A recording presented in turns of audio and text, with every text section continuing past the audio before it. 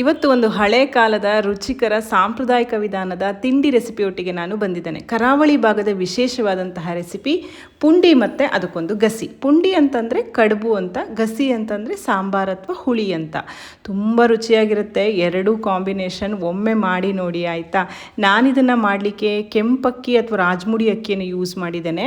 ಅದಿದ್ದರೆ ಖಂಡಿತ ಅದನ್ನೇ ಹಾಕಿ, ಇಲ್ಲ ಅಂತಂದರೆ ನೀವು ಬೇರೆ ದೋಸೆ ಅಕ್ಕಿಯಲ್ಲಿ ಸಹ ಮಾಡ್ಕೊಳ್ಬೋದು. ಈ ರೀತಿ ಬಿಸಿ ಮೃದುವಾಗಿರುವಂತಹ ಪುಂಡಿಗೆ ಬಿಸಿ ಬಿಸಿ ಗಸಿ ಹಾಕಿ ತಿನ್ನಲಿಕ್ಕೆ ತುಂಬ ರುಚಿಯಾಗಿರುತ್ತೆ. ನಾನಿಲ್ಲಿ 1 ಕಪ್ಪಿನಷ್ಟು ನೋಡಿ ಈ ರೀತಿ ಕೆಂಪಕ್ಕಿ ಇರುತ್ತಲ್ಲ ಅದನ್ನು ನೆನೆಸಿಟ್ಕೊಂಡಿದ್ದೇನೆ. ಚೆನ್ನಾಗಿ ನೆನಿಬೇಕು. ಒಂದು 3-4 ಗಂಟೆಗಳ ಕಾಲ ಚೆನ್ನಾಗಿ ನೆನಿಬೇಕು.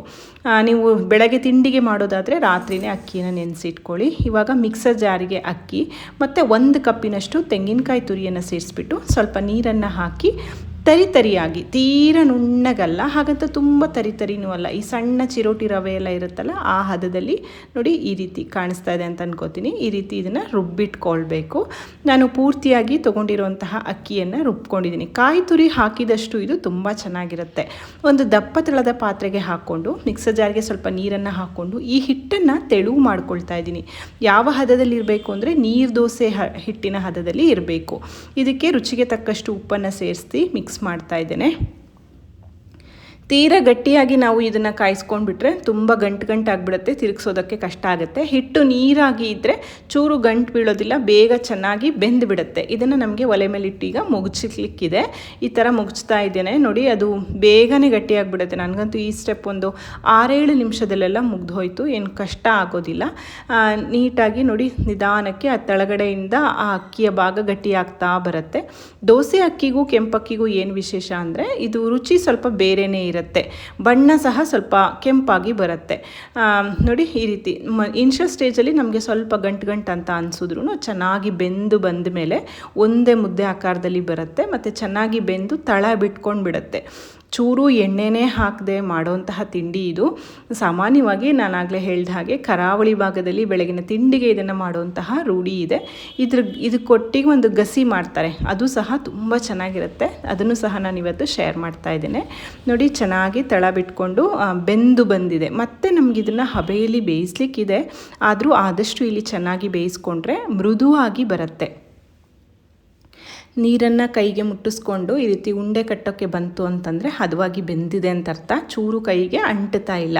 ಇವಾಗ ಇದು ಪೂರ್ತಿಯಾಗಿ ತಣ್ಣಗಾದಮೇಲೆ ಕೈಗೆ ಸ್ವಲ್ಪ ತಣ್ಣೀರನ್ನು ಮುಟ್ಟಿಸ್ಕೊಂಡು ಚಿಕ್ಕ ಚಿಕ್ಕ ಉಂಡೆಗಳನ್ನಾಗಿ ಮಾಡ್ಕೊಳ್ಳೋದು. ತೀರ ದೊಡ್ಡದು ಮಾಡ್ಕೊಳ್ಬೇಡಿ. ನಿಮಗೆ ಯಾವ ಶೇಪಲ್ಲಿ ಬೇಕೋ ಆ ಶೇಪಲ್ಲಿ ಮಾಡ್ಕೊಳ್ಬೋದು. ಕೆಲವರು ರೌಂಡಾಗಿ ಮಾಡ್ತಾರೆ, ಕೆಲವರು ಸಿಲಿಂಡರ್ಕಲ್ ಶೇಪಲ್ಲಿ ಮಾಡ್ತಾರೆ. ನಾನು ಈ ಥರ ಫ್ಲ್ಯಾಟಾಗಿ ಒಡೆ ಆಕಾರದಲ್ಲಿ ಇದನ್ನು ಮಾಡಿಟ್ಕೊಂಡಿದ್ದೀನಿ. ಇಷ್ಟು ಪುಂಡಿ ಆಗಿದೆ. ಇದನ್ನು ಇವಾಗ ನಾವು ಹಬೆಯಲ್ಲಿ ಬೇಯಿಸೋದು. ಹಬೆಯಲ್ಲಿ ಬೇಯಿಸೋದ್ರಿಂದ ಚೆನ್ನಾಗಿ ಬೇಯುತ್ತೆ ಮತ್ತು ಅದು ಮೃದುವಾಗಿ ಬರುತ್ತೆ ಅಂತ ಹಬೆಯಲ್ಲಿ ಬೇಯಿಸೋದು. ಇಡ್ಲಿ ಪಾತ್ರೆಗೆ ಅಡಿಯಲ್ಲಿ ನೀರಿಟ್ಟು ಈ ತೂತ ಪ್ಲೇಟ್ ಏನಿದೆ ಅದನ್ನು ಇಟ್ಬಿಟ್ಟು ಒಂದು ಅರ್ಧ ಚಮಚದಷ್ಟು ತೆಂಗಿನೆಣ್ಣೆಯನ್ನು ಸವರ್ತಾ ಇದ್ದೀನಿ. ಎಣ್ಣೆ ಸವರೋದ್ರಿಂದ ತೆಂಗಿನೆಣ್ಣೆಯ ಪರಿಮಳ ಚೆನ್ನಾಗಾಗತ್ತೆ ಅಂತ ತೊಗೊಂಡಿರೋಂತಹ ಕಡುಬುಗಳನ್ನೆಲ್ಲ ನಾನು ಪ್ಲೇಟಿಗೆ ಶಿಫ್ಟ್ ಮಾಡಿ ಒಂದು 10 ನಿಮಿಷ ಇದನ್ನು ಬೇಯಿಸ್ಕೊಂಡಿದ್ದೀನಿ ಹಬೆಯಲ್ಲಿ.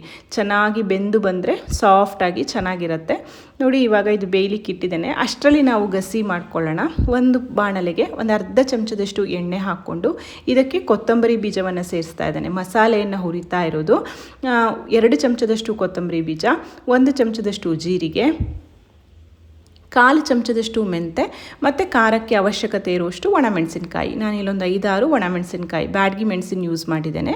ನೀವು ತುಂಬ ಖಾರ ಬೇಕು ಅಂತಂದರೆ ಗುಂಟೂರನ್ನು ಹಾಕ್ಕೋಬೋದು. ಒಳ್ಳೆ ಪರಿಮಳ ಬರೋ ತನಕ ಹದವಾಗಿ ಇದನ್ನು ಹುರಿದು ತಣ್ಣಗಾದಮೇಲೆ ಅಂದರೆ ಫ್ಲೇಮನ್ನು ಆಫ್ ಮಾಡಿಬಿಟ್ಟು ಇದಕ್ಕೆ 1 ಕಪ್ಪಿನಷ್ಟು ತೆಂಗಿನಕಾಯಿ ತುರಿಯನ್ನು ಸೇರಿಸ್ಬಿಟ್ಟು ಚೆನ್ನಾಗಿ ಹುರ್ಕೊಳ್ಳೋದು.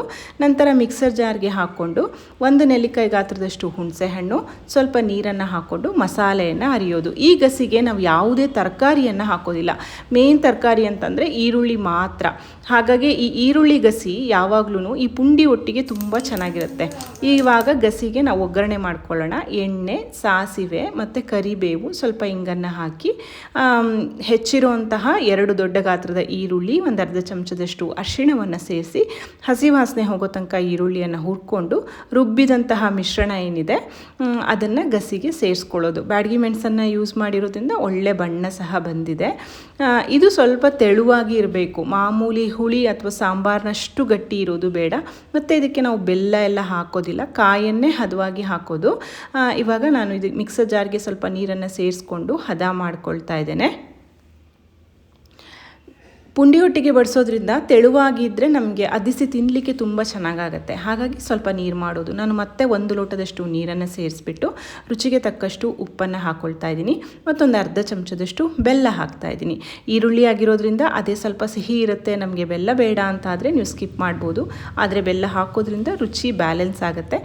ಬೆಲ್ಲ ಹಾಕಿ ಚೆನ್ನಾಗಿ ಇದನ್ನು ಕುದಿಸ್ಕೋಬೇಕು. 1 ಕುದಿ 2 ಕುದಿ ಚೆನ್ನಾಗಿ ಕುದ್ರೆ ಒಳ್ಳೆ ಈರುಳ್ಳಿಯ ಪರಿಮಳ ಸಹ ಆಗುತ್ತೆ. ನೋಡಿ ಚೆನ್ನಾಗಿ ಕುದೀತಾ ಇದೆ, ಬಣ್ಣ ಸಹ ತುಂಬ ಚೆನ್ನಾಗಿ ಬಂದಿದೆ. ಈ ಹದದಲ್ಲೇ ಇರಲಿ, ಇಷ್ಟೇ ತೆಳುವಾಗೇ ಇರಲಿ. ಇವಾಗ ಸಣ್ಣದಾಗಿ ಹೆಚ್ಚಿರುವಂತಹ ಕೊತ್ತಂಬರಿ ಸೊಪ್ಪನ್ನು ಹಾಕಿದ್ರೆ ರುಚಿಯಾಗಿರುವಂತಹ ಈರುಳ್ಳಿ ಗಸಿ ಪುಂಡಿ ಒಟ್ಟಿಗೆ ತಯಾರಾಗುತ್ತೆ. ಇದು ನಾನು ಆಗಲೇ ಹೇಳಿದ ಹಾಗೆ ಪುಂಡಿಗೆ ಒಳ್ಳೆ ಕಾಂಬಿನೇಷನ್ ಈ ಈರುಳ್ಳಿ ಗಸಿ. ನೋಡಿ ಎಷ್ಟು ಸುಲಭವಾಗಿ ತಯಾರಾಯಿತು ಅಂತ. ಇಲ್ಲಿ ನಾವು ಬೇಯಿಸ್ಲಿಕ್ಕಿಟ್ಟಂತಹ ಪುಂಡಿ ಸಹ ಚೆನ್ನಾಗಿ ಬೆಂದಿದೆ, ಅದ್ರ ಮೇಲೊಂದು ಹೊಳಪು ಬಂದಿದೆ ನೋಡಿ. ಕೆಂಪಕ್ಕಿದು ಒಳ್ಳೆ ಪರಿಮಳ ಆಗಿರುತ್ತೆ ನೋಡಿ, ಮುಟ್ಟಿದ್ರೆ ಗೊತ್ತಾಗ್ತದೆ ಎಷ್ಟು ಸಾಫ್ಟಾಗಿ ಆಗಿದೆ ಅಂತ. ಇದು ತಣ್ಣಗಾದ್ಮೇಲೆ ಈ ಪುಂಡಿ ಮೇಲೆ ಮಾಡಿರೋಂತಹ ಬಿಸಿ ಬಿಸಿ ಗಸಿಯನ್ನು ಹಾಕಿ ತಿನ್ಬೋದು. ಇಲ್ಲ ನಿಮ್ಗೆ ಇದು ದೊಡ್ಡದಾಗುತ್ತೆ ಅಂತಂದರೆ ಪುಂಡಿಯನ್ನು ನೀವು ಕಟ್ ಮಾಡಿ ಸಹ ಡಿಪ್ ಮಾಡಿ ತಿನ್ಬೋದು. ಇಲ್ಲ ಅಂತಂದರೆ ಹಾಗೆ ನಂಚ್ಕೊಂಡು ಇಡ್ಲಿನೆಲ್ಲ ತಿಂತೀವಲ್ಲ ಆ ರೀತಿ ಸಹ ಮಾಡ್ಬೋದು. ಅದು ನಿಮ್ಮ ಇಷ್ಟ, ಹೇಗೆ ಬೇಕಾದರೂ ನೀವು ಸರ್ವ್ ಮಾಡ್ಬೋದು. ರುಚಿಯಾಗಿರುವಂತಹ ಪುಂಡಿ ಮತ್ತು ಗಸಿ ತಯಾರಾಗಿದೆ. ವಿಡಿಯೋ ಇಷ್ಟ ಆದರೆ ಲೈಕ್ ಮಾಡಿ, ಶೇರ್ ಮಾಡಿ, ಕಮೆಂಟ್